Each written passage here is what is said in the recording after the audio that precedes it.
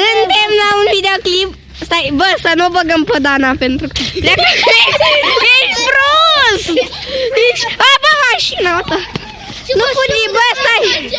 Nu trebuie să băgăm. Pleca.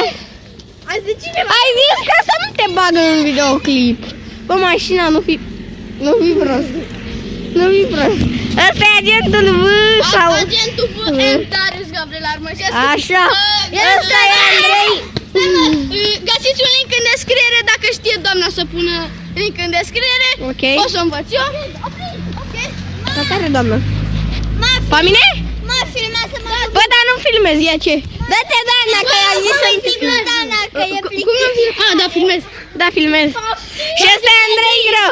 Da, o să mai avem și un game, doi gameri. Pleacă de aici. Bă, lasă mai sus așa. Mai avem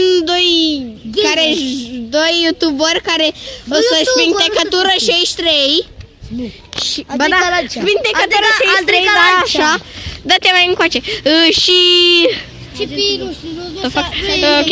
Și Cipi nu cred că e YouTuber, dar măcar jucăm cu el, măcar filmează să facă și el un video. Și o să uita pe cineva. Pe cine? Pe agentul V. Păi tu ești agentul V. Păi n-ai zis de mine. Bă, și agentul V care e Darius. Și să vă zic când o să filmăm acea serie. O să filmăm duminică. Minecraft. Duminică. A, da, filmăm duminică. Bă, pleacă de aici, hai, el pleacă. Hai. Eu ia pe partea cealaltă, da. Da, hai că eu merg cu fetele. Sper să postezi video-ul ăsta. Da, îl postez. Abia aștept să văd cum a ieșit.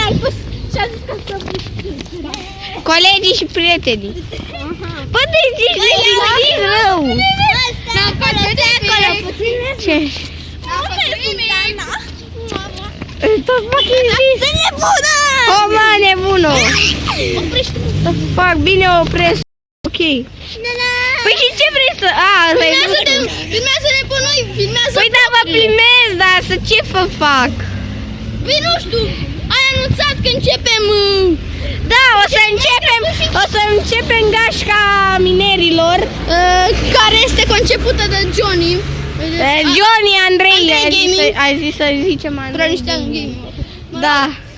Și da, cam asta a fost cu episodul. Bine. De Iosif. Daria, hai, pa.